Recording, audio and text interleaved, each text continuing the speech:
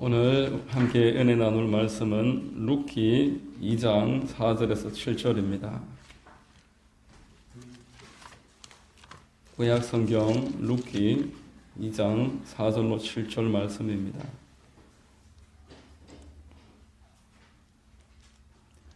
제가 봉독해 드리겠습니다. 마침 보아스가 베들레헴에서부터 와서 베는 자들에게 이르되 야훼께서 너희와 함께 하시기를 원하노라 하니 그들이 대답하되 야훼께서 당신에게 복 주시기를 원하나이다 하니라. 보아스가 베는 자들을 거느린 사환에게 이르되 이는 누구의 소년이야 하니 베는 자를 거느린 사환이 대답하여 이르되 이는 나오미와 함께 모압 지방에서 돌아온 모압 소녀인데 그의 말이 나로 베는 자를 따라 단사에서 이삭을 줍게 하소서 하였고 아침부터 와서는 잠시 집에서 쉰 외에 지금까지 계속하는 중이니이다. 아멘. 할렐루야. 주일 오전 예배 나오신 여러분들 환영하고 축복합니다. 우리 좌우의 분들과 한번 인사하시겠습니다. 참 잘 오셨습니다. 참 잘 오셨습니다. 만나서 반갑습니다. 봉독해드린 룻기 2장 4절 이하를 통해서 복 주시기 원하시는 하나님, 이와 같은 제목의 말씀을 전하겠습니다. 성령께서 우리 모두에게 큰 은혜 더해 주시기를 바랍니다. 여러분, 하나님 아버지는 당신의 창조하신 모든 피조 세계와 특별히 우리 그리스도인들에게 복 주시기를 원하시는 분이십니다. 우리가 서로를 축복하기를 원하시고 우리가 서로를 향해서 비는 축복을 통해서 하나님이 우리가 복받기를 지금도 간절하게 원하고 계시는 줄 믿으시기를 바랍니다. 하나님은 우리를 복의 근원으로 부르셨습니다. 창세기 12장의 2절 3절에 내가 너로 큰 민족을 이루고 내게 복을 주어 내 이름을 창대하게 하리니 너는 복이 될지라. 너를 축복하는 자에게는 내가 복을 내리고 너를 저주하는 자에게는 내가 저주하리니 땅의 모든 족속이 너로 말미암아 복을 얻을 것이라 하신지라 라고 말합니다. 하나님께로부터 복이 오는 것을 세상 사람들이 다 깨달아서 서로를 축복하고 그래서 온 땅에 하나님으로부터 오는 많은 복이 넘쳐나기를 바라고 계신다라는 것입니다. 아브라함을 복의 근원으로 세우시고 우리를 그와 동일한 복을 주신다고 하셨으니 저와 여러분들도 복의 근원으로 세우셨습니다. 그래서 구약시대에 또 제사장들은 하나님의 자녀들을 마음껏 축복했습니다. 민수기에 보면은 6장 24절 이하에 제사장이 이러한 축복을 합니다. 야훼는 내게 복을 주시고 너를 지키시기를 원하며 야훼는 그의 얼굴을 내게 비추사 은혜를 베푸시기를 원하며 야훼는 그의 얼굴을 내게로 향하여 드사 평강 주시기를 원하노라 할지니라 하라.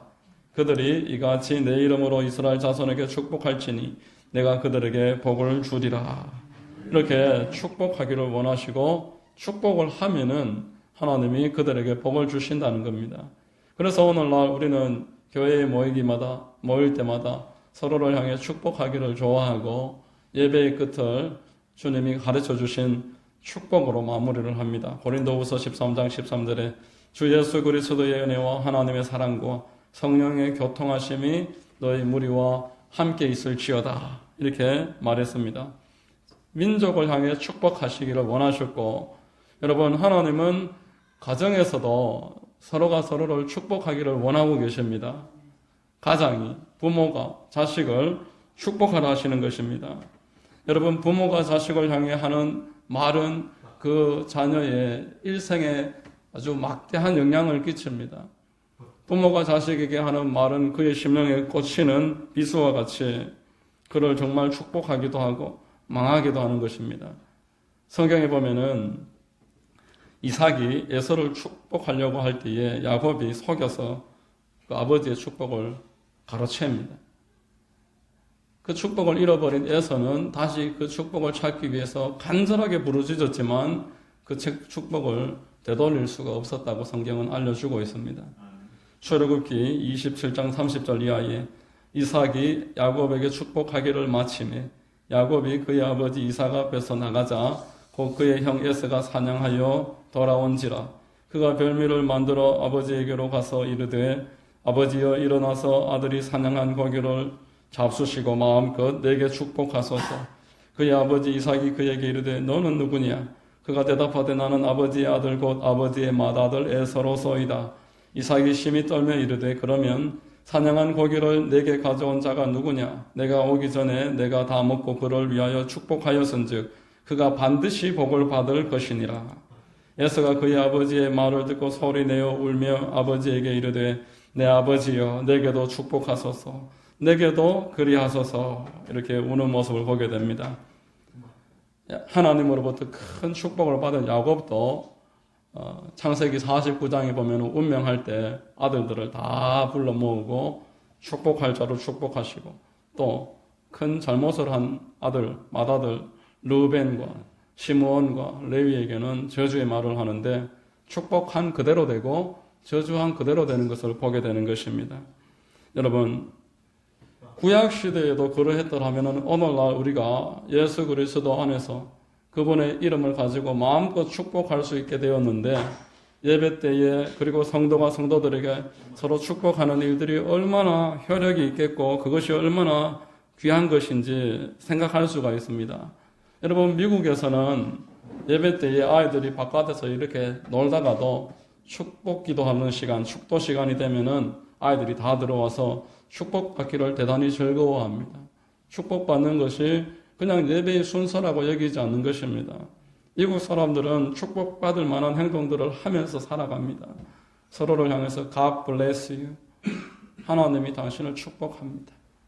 이런 말들을 서로를 하면서 살아가니까 하나님이 축복할 만한 일들이 많이 생기는 것입니다. 우리나라 사람들은 축복하기에 대단히 인색합니다. 얼마나 축복하기를 싫어하는지 가까우면 가까울수록 오히려 저주의 말을 서슴지 않게 합니다. 자기 가족들에게, 자기 자식에게 해서는 안 될 말, 남에게는 할 수도 없는 그런 말들. 이 망할 놈, 이 썩을 놈, 얼어 죽을 놈, 빌어먹을 놈, 온갖 할 수도 없는, 상상할 수도 없는 그런 말들을 자기 가족에게 해서는 안 되는 줄 생각도 안 하고 습관적으로 우리 어릴 적에 보면은 유행어가 있었어요. 얼어 죽을. 그 TV에 어떤 연예인이 TV에 나오면 늘 얼어 죽을. 그 애들도 전부 얼어 죽을. 제가 초등학교 다닐 때 우리 담임 선생님 얼굴하고 그분이 했던 말이 생각이 납니다. 성함은 기억이 안 나는데 그분이 했던 말이 늘 지금도 생각이 나서 제가 최근에 그걸 취소를 했습니다. 예수 이름으로 취소하고 오히려 그걸 축복으로 바꿨습니다. 이분은 학생들을 보면 늘 하는 말이 있습니다. 이 밥식구들아. 밥식구들아. 우리는 그게 무슨 말인지도 몰랐어요. 밥식구. 밥만 축내는 벌레라는 말입니다. 학생들을 보고 매일 밥식구에 밥식구. 이 밥식구에. 이것도 모르네. 당시에는 선생님이 때리면 때리는 대로 그냥 맞아야 되는 시절이니까 그런 것 가지고 뭐 부모들이 학교에 항의하고 그렇게 하지 않았고 밥식구. 우리도 우리끼리 밥식구. 그게 뭔지도 모르고 밥식구. 지금 보니까 밥 축내는 벌레를 밥식구라고 합니다. 그런 말을 했었다는 겁니다. 마치 이게 겸양인 것처럼 못합니다. 제가 뭐 커서 뭐 하겠습니까? 지 밥벌이나 하면 다행이지. 이런 말을 어른들이 자식에게 하면서 이 저주에 해당하는 말입니다. 밥이나 벌어먹고 살면 다행이지. 이런 말은 여러분 하나님의 자녀의 말이 아닌 것입니다. 회개해야 되고 예수 이름으로 취소해야 되고 오히려 축복으로 바꿔야 되는 줄로 믿습니다. 우리는 우리 자신과 나의 가까운 사람들을 향해서 늘 축복의 말을 해야 됩니다. 축복의 말을 빌어주고 범사에 하나님으로부터 오는 은혜가 그에게 비춰서 그 마음이 바뀔 수 있도록. 그래서 하나님께 쓰임받았는 사람들은 늘 나는 축복받았습니다. 나는 치료받았습니다. 나는 구원받았습니다. 나는 해방되었습니다. 나는 영생을 받았습니다. 하나님은 나의 아버지가 되셨습니다. 남이 나에게 그런 말 안 해주니까 나라도 그런 말을 많이 거울을 보면서 늘 해야 되는 것입니다. 하루에 한 번 이상은 여러분 꼭 꼭 이 5가지 복음에 관해서 스스로에게 선포하시기를 주의 이름으로 축원합니다. 하나님이 나와 함께 계신다. 이러한 말을 늘 선포할 때에 우리는 내가 가지고 있는 열등감에서 해방되게 되는 것입니다. 하나님은 우리가 진실로 축복하기를 원하십니다. 내 가까이 있는 사람들 만날 때마다 축복하기를 원하십니다. 신약 성경에도 보면은 그 자녀들이, 우리 성도들이 서로를 만날 때마다 그 사람의 집에 가면은 평안을 빌어 주어라, 이렇게 말씀했습니다. 마태복음 10장 11절에 어떤 성이나 마을에 들어가든지 그 중에 합당한 자를 찾아내어 너희가 떠나기까지 거기서 머물라. 또 그 집에 들어가면서 평안하기를 빌라. 그 집이 이에 합당하면 너희 빈 평안이 거기 임할 것이요 만일 합당하지 아니하면 그 평안이 너희에게 돌아올 것이니라. 이래 말했습니다. 평안과 축복을 많이 말하면 많이 말할수록 좋은 것입니다. 그 사람에게 그 축복이 가든지 아니면 그 축복이 나에게 임하는 것이기 때문에 우리는 축복을 늘 빌어야 됩니다. 만나는 사람에게 축복해주고 가는 공간에서 늘 축복하고 교회에 와서도 먼저 교회를 위해서 기도하고 이러한 일들이 우리의 습관이 될 때 우리 삶에 하나님의 은혜가 어느 순간 흐르기 시작합니다. 하나님이 도와주시는 증거가 나타납니다. 혹여라도 나에게 해를 끼치는 사람이 있을지라도 우리는 축복의 통로로 부름을 받았기 때문에 악한 말을 하지 말아야 되는 것입니다. 베드로전서 9장 3장 9절 우리 같이 한번 읽겠습니다. 악을 악으로 욕을 욕으로 갚지 말고 도리어 복을 빌라. 이를 위하여 너희가 부르심을 받았으니 이는 복을 이어받게 하려 하심이라 말씀합니다. 성도는 이를 위해서 부름받았습니다. 세상의 저주를 끊어버리고 축복을 연결하는 통로로 부름받은 줄로 믿습니다. 야고보서 1장 17절에 온갖 좋은 은사와 온전한 선물이 다 위로부터 빛들의 아버지께로부터 내려오나니 이래 말씀을 하는 것입니다. 미국의 유명한 신학자 A.W. 토저라는 박사님이 이래 말했습니다. 만일 좋은 일이 있다면 하나님이 하신 것이다. 만일 나쁜 일이 있다면 내가 한 것이다. 그러므로 하나님으로부터 늘 엄격한 신학자이지만 축복을 사모하고 하나님이 도와주시기를 바라고 하나님이 그를 도와주셔서 잘 되기를 입술로 선언을 했던 것입니다. 여러분, 오늘 본문에 나오는 한 인물은 보아스라는 인물인데 보아스는 성경에서 대표적으로 축복받은 남성입니다. 자기만 축복받은 것으로 끝나는 것이 아니라 주변에 축복의 통로가 된 사람입니다. 그를 만나는 자들은 다 좋은 일을 겪었습니다. 하나님은 축복할 만한 사람을 찾으셔서 축복하시기를 지금도 준비하고 계십니다. 하나님이 우리를 향하신 뜻은 평안이요 재앙이 아니라고 말했습니다. 예레미야서 29장 11절에 야훼의 말씀이니라. 너희를 향한 나의 생각을 내가 아나니 평안이요 재앙이 아니니라. 너희에게 미래와 희망을 주는 것이니라. 너희가 내게 부르짖으며 내게 와서 기도하면 내가 너희들의 기도를 들을 것이요 이렇게 말씀했습니다. 하나님의 뜻은 변함이 없습니다. 히브리서 11장 8절에 하나님의 뜻은 영원하다고 말했습니다. 요한복음 10장 10절에 예수께서 내가 온 것은 양들을 생명을 주고 더 풍성하게 복을 받게 하시기 위함이다 라고 말씀을 하고 있는 것입니다. 여러분, 이 보아스에게서 축복받는 사람이 누려야 되고 행해야 될 원리를 몇 가지로 살펴볼 수 있습니다. 첫 번째, 보아스는 사람을 차별 없이 존중하는 사람이었습니다. 나에게 득될 만한 사람만 차별해서 대하는 것이 아니라 어떤 사람이든지 존중하는 사람, 사람을 귀하게 보는 사람이 보아스였습니다. 본문에 보면은 보아스가 자기 집 하인들이 일하는 곳으로 와서 이러한 이야기를 합니다. 4절에 마침 보아스가 베들레헴에서부터 와서 베는 자들에게 이르되 야훼께서 너희와 함께 하시기를 원하노라. 여러분, 보아스는 밭에 일하는 하인들의 상전입니다. 그러나 상전이라고 할지라도 더 위에 있고 더 큰 권력을 가진 사람이라고 할지라도 그들에게 있어서 인격적인 대우를 하라고 하나님은 우리에게 말씀을 하는 것입니다. 내 아래 사람을 볼 때에, 나보다 약한 사람을 볼 때에 나보다 더 크시고 강하시고 하늘에 나의 상전이 계심을 기억하라 이런 말씀을 하십니다. 골로새서 4장에 보면은 골로새서 4장 1절에 같이 한번 읽겠습니다. 상전들아 의와 공평을 종들에게 베풀지니 너희에게도 하늘의 상전이 계심을 알지어다. 이렇게 말했습니다. 여러분, 사람에게 인색하게 하는 것은 그것을 그 사람을 창조하신 하나님께 대한 도전이며 하나님께 대한 인색함입니다. 하나님은 우리가 서로를 존중함으로 하나님을 경외하라 이렇게 말합니다. 약한 사람들을 세상적인 죄성으로 봤을 때는 무시할 수밖에 없는 나의 습관이 있는데 그 사람들을 오히려 존중함으로 그리스도를 믿는 사람임을 드러내며 하나님을 경외하라. 이게 복받을 만한 사람의 태도입니다. 레위기 25장 39절 이하에 너희와 함께 있는 내 형제가 가난하게 되어 내게 몸이 팔리거든 너는 그를 종으로 부르지 말고 품꾼이나 동거인과 같이 함께 있게 하여 희년까지 너를 섬기게 하라. 그때에는 그와 그의 자녀가 함께 내게서 떠나 그의 가족과 그의 조상의 기업으로 돌아가게 하라. 그들은 내가 애굽 땅에서 인도하여 낸 내 종들이니 종으로 팔지 말 것이니라. 너는 그를 엄하게 부르지 말고 내 하나님을 경외하라 말씀하십니다.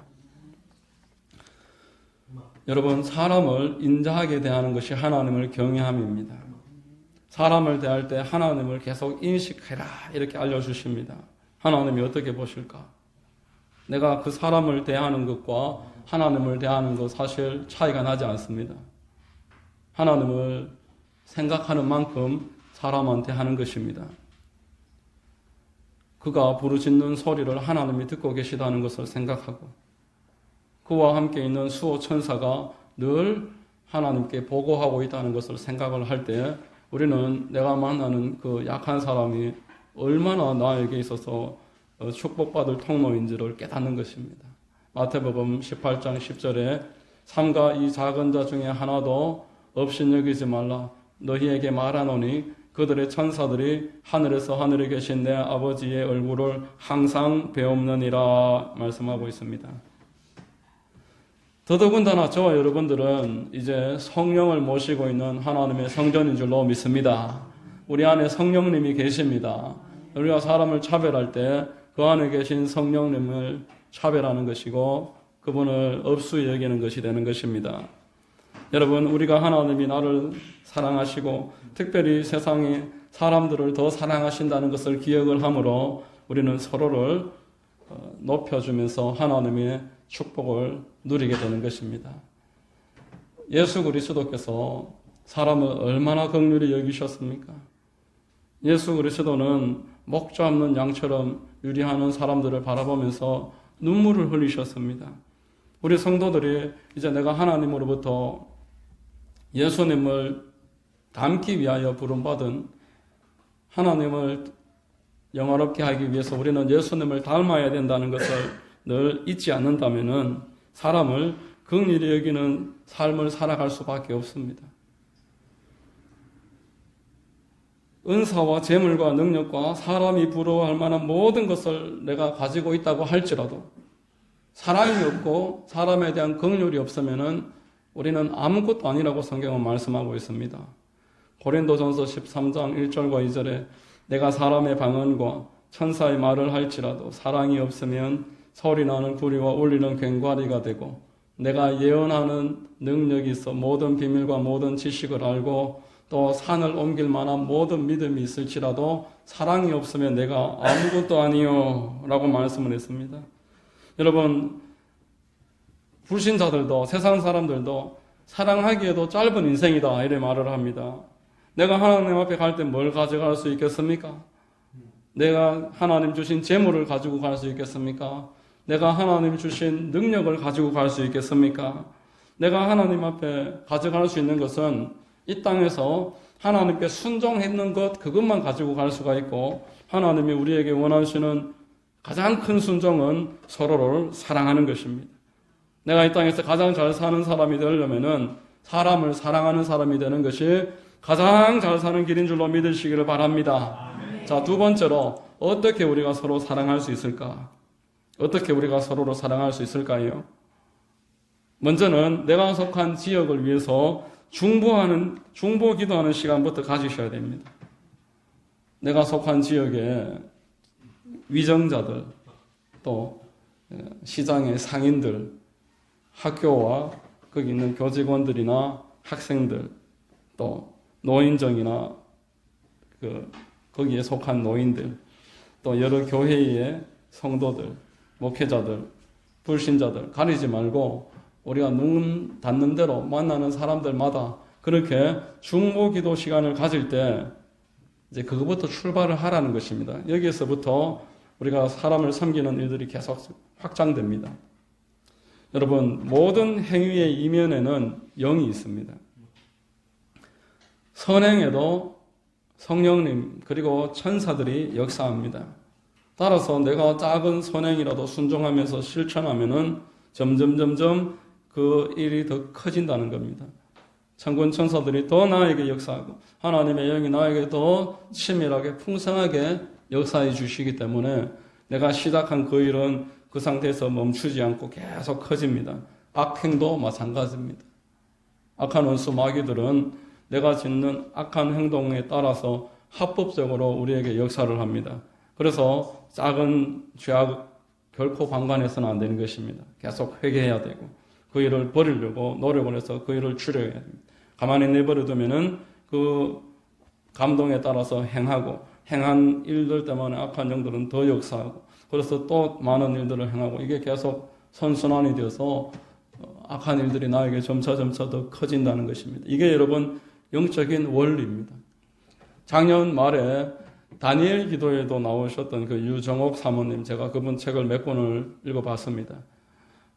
유정옥 사모님이 불신자로 오랜 세월을 있다가 하나님을 떠났다가 이제 돌아와서 이제 거의 사업 다 망하고 병도 온몸에 들었는데 다 고침받고 병 이제 치료받은 다음에 남편하고 교회를 개척을 했는데 상가 건물의 7층인가 이런 높은 곳에 교회를 개척을 했습니다. 그런데 이제 어려운 사람들이 많이 찾아오고 있어 많이 돕다 보니까 점차 이게 좀 마음이 긍휼히 여기는 마음이 커지기 시작해서 그 서울에는 노숙자들이 참 많습니다. 창원에도 교회에 노숙인들 찾아오는 사람들이 너무너무 많아서 한 달에 한 주에 1,000원짜리만 30장 이상 가지고 있었어요. 오면은 한 장씩 드리면 30개도 모자랍니다. 좀 더 드리려 해도 돈이 없어요. 근데 함안에는 그런 분들이 안 계시더라고요. 창원에는 그런 분들 엄청나게 많습니다. 그 노숙인들이 너무 많아서 저들이 너무 불쌍해서 어떻게 해야 될까? 그래서 한번 찾아가서 위로라도 해드리려고 내가 해드릴 수 있는 게 아무것도 없습니다 하면서 손을 잡아드리고 기도를 해드리니까 노숙인이 한다는 말이 이 새벽인데 추운데 따뜻한 물이라도 한 잔 주면 되지 못하는 게 뭐 그래 많습니까? 그것도 못합니까? 따뜻한 물도 못 줍니까? 아차 싶어서 그 다음에 갈 때는 따뜻한 물을 가지고 가서 물을 드렸어요. 추운데 한 대에서 따뜻한 물을 드리니까 고마워하더라고요. 그러다 보니까 이제 컵라면을 가지고 이제 나간 거예요. 물 갖다 드리는 김에 컵라면 못 드리겠나? 뭐 10명, 20명밖에 안 되는데 그 컵라면 갖다 드리니까 하는 김에 이제 국밥 가져가자 이렇게 돼서 국을 끓여서 밥을 이제 해서 가지고 간. 그러니까 이제 하나님이 사람들을 붙이는 거예요. 반찬 잘하는 사람들 몇 명을 막 붙여주셨는데 이 일이 막 기하급수적으로 커져서 나중에는 이제 1,000명이 와서 드시는 거예요. 1,000명.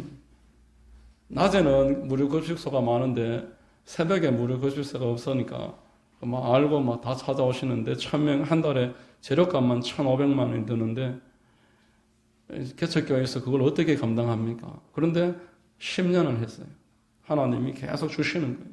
일을 시작하면은 반드시 이 일이 커지게 되어 있습니다. 작년에도 다니엘 기도회까지 나와서 개척 교회에서 거기까지 나와서 간증을 할 정도면은 하나님이 얼마나 사용해 주셨습니까? 아무 일도 하지 않으면은 아무 일도 일어나지 않습니다.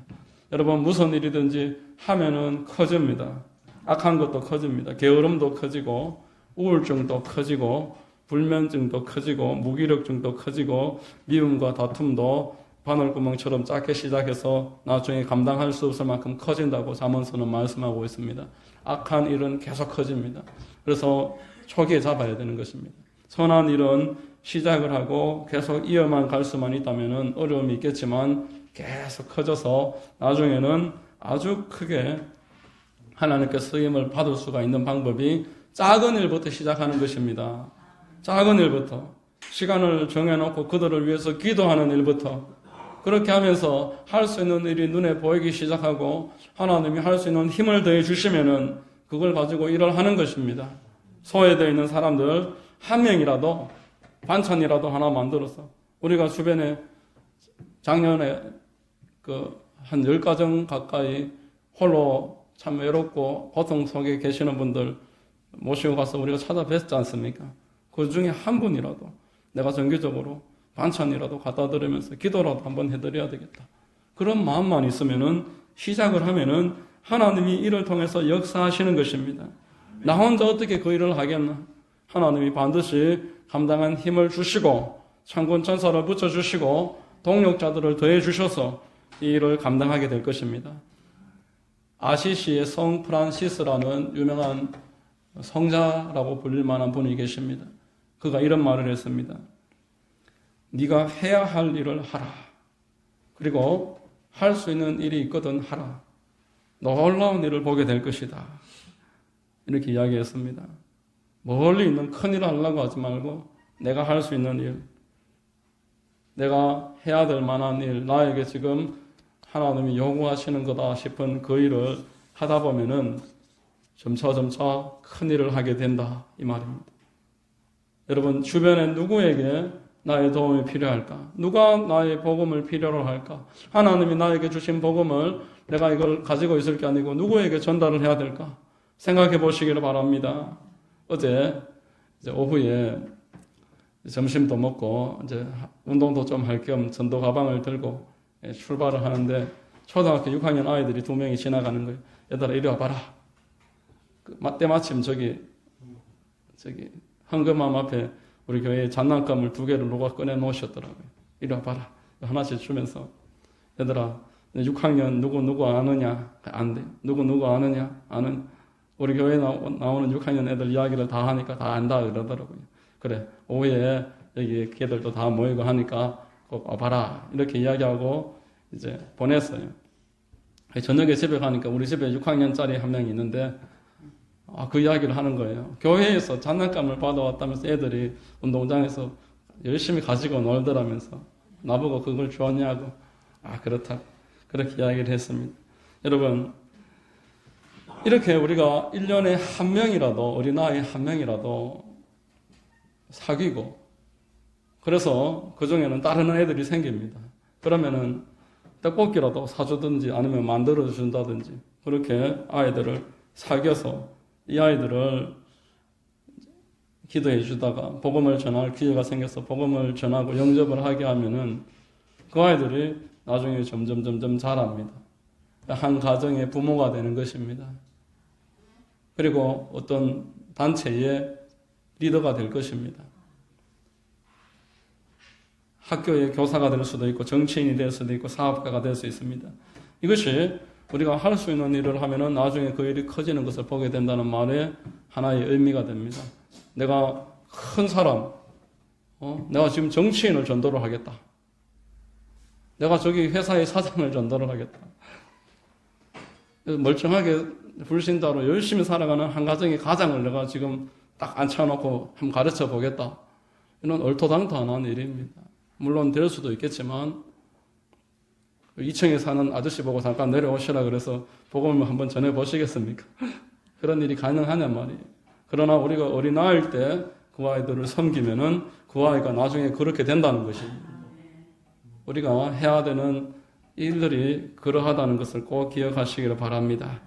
한 지역마다 소외된 사람들, 내가 만날 수 있는 사람들, 그에게 수호 선차와 같이 그에게 접근을 하고 따뜻하게 친구가 되어주고 작은 거라도 섬겨주다 보면은 기도해 줄 수 있고 복음을 전할 일이 생깁니다.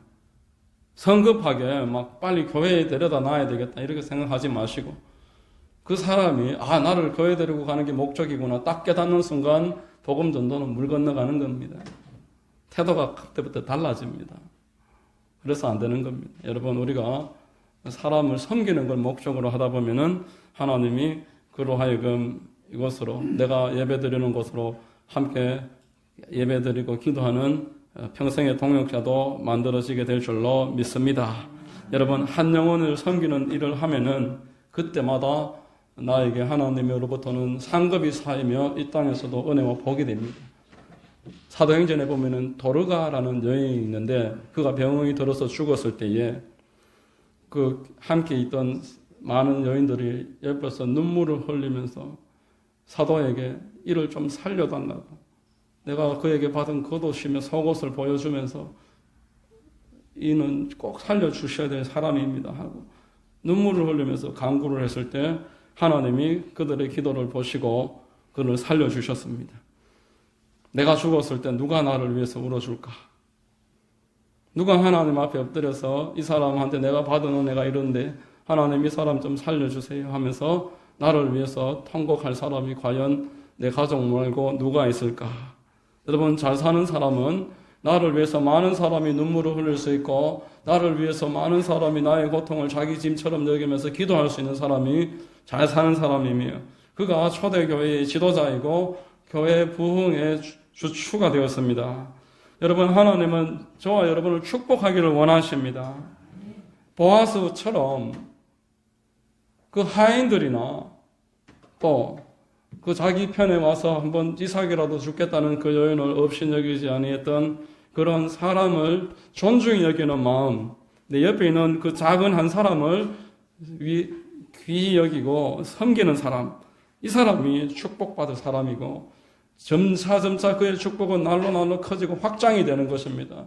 육신의 축복에서 멈추는 것이 아니라 정서적으로, 영적으로 축복이 날마다 커지게 되는 은혜가 있을 줄로 믿습니다. 여러분 모두에게 이 보아스와 같이 하나님이 보시기에 축복하실 수밖에 없는 그런 사람, 축복하시기에 합당한 사람, 하나님이 참으로 귀하게 보시고 세상에 자랑하고 싶은 그런 사람, 작은 일부터 감당하려고 애쓰고 그렇게 해서 축복의 통로가 되는 그런 은혜가 있게 되시기를 바랍니다.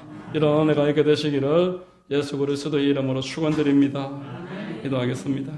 아버지 하나님, 감사합니다. 오늘 말씀을 통해서 하나님은 우리를 축복하시고자 하시고 이 축복은 작은 일에서부터 점차 확장이 되고 퍼져나가게 됨을 깨닫게 하시니 감사합니다. 사랑하는 성도님들을 기억해 주시고 우리 모두 예수 그리스도 안에서 서로를 사랑하고 귀하게 여기고 또 불신자들에게도 동일한 그러한 일들을 행하는 축복의 통로들이 될 수 있도록 역사하여 주옵소서.